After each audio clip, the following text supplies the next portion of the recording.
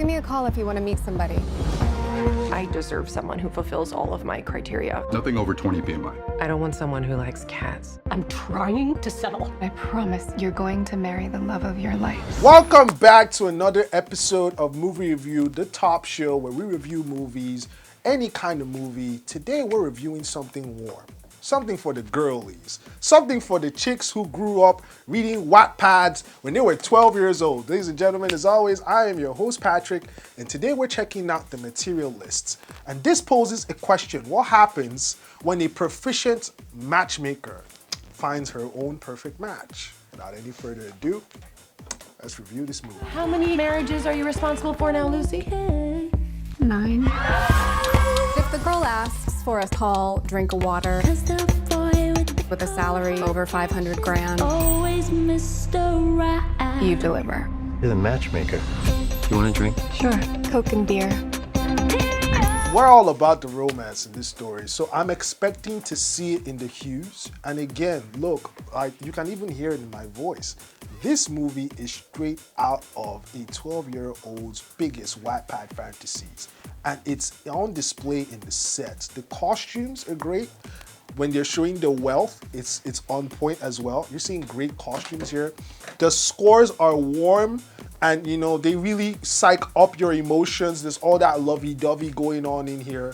I already spoke about makeup is also perfect. I mean, it's, you know, it gives you that 5 minutes, or it ran for about an hour, 20 something minutes. It gives you that time span of just like being in this imaginary fairy tale-ish kind of like situation. So I feel like cinematography here, it was giving warm, it was giving soft, it was, yeah, real cushiony. I think that cinematography in this movie served up exactly what it was trying to serve up to the audience who would love it. So yeah, cinematography, The Materialist, pretty good. Hey, buddy.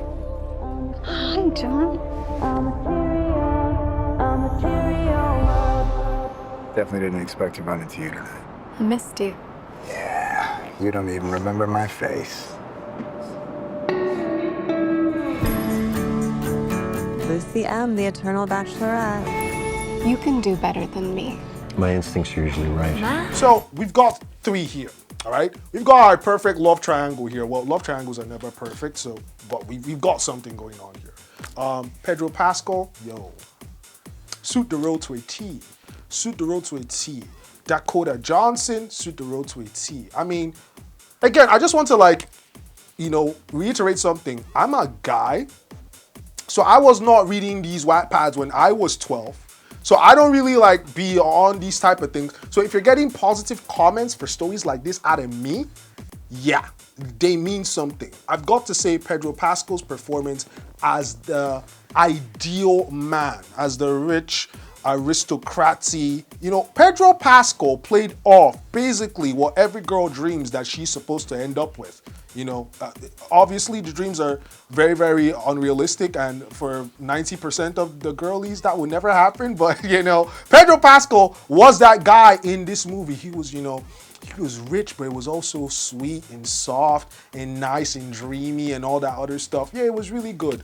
Chris Evans, though, I'm not sure what to make of Chris Evans. I love Chris Evans as Captain America, but ever since he left Captain America, he left the Marvel franchise, Chris has kind of like been floating around. I've seen Chris in action comedies. I've seen Chris in action movies. I'm seeing Chris in a rom-com now, so I'm not really sure. I mean, of course, versatility always matters, but I think like actors can kind of like settle in a role. Chris here was, I mean, he's a fine man, so the girlies will love him. Whether or not he keyed into that role as well as he could, I'm not too sure. But his performance was also pretty good. Some of the scenes that we see here as well. Look, I mean, I like the parts in movies like this where things get real.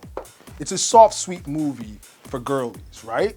So I like the parts where things get a little bit intense. So the part where Pedro's character and, you know, our lead, when they broke up, yeah, I liked that part because I live for those moments. I'm not really here for the dates and the cutie eyes and the googly eyes and the I love yous. No, I want to see hearts getting broken and torment and torture. I live for those moments in movies like this. So that scene was my favorite scene. If you don't like it, that's your problem. Marry him, are you? Why not? Because he's good looking and rich. Probably doesn't have roommates. Is that my charger? I would say this in one simple sentence. This movie was technically really good. This movie was technically great. When I say technically, that encompasses the acting, that encompasses the cinematography, it encompasses the edits. Everything you saw and everything you felt was done to a very, very perfect T in this movie. I'm objective enough to judge that based on what they were going for.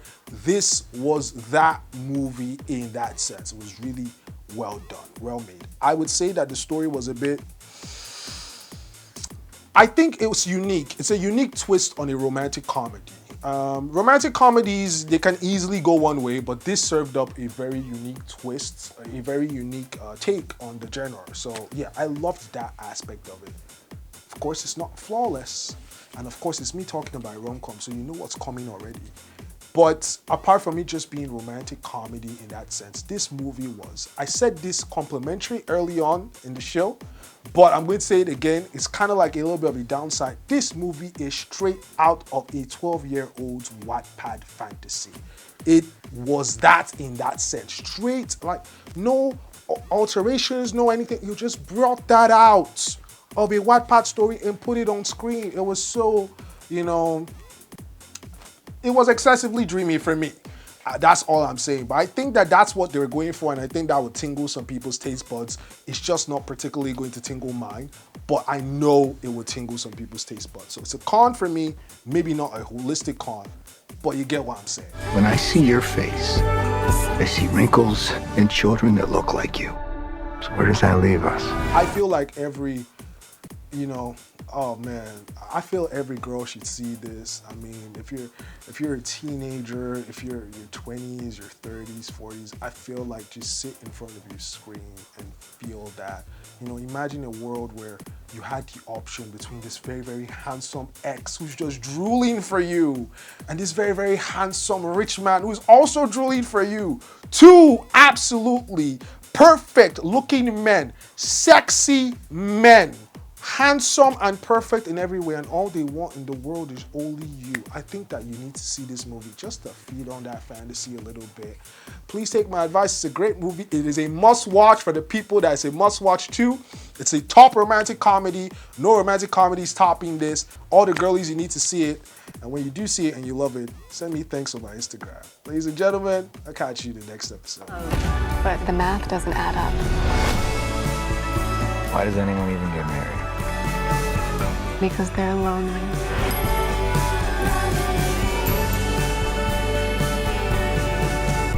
And because they're hopeful. My baby.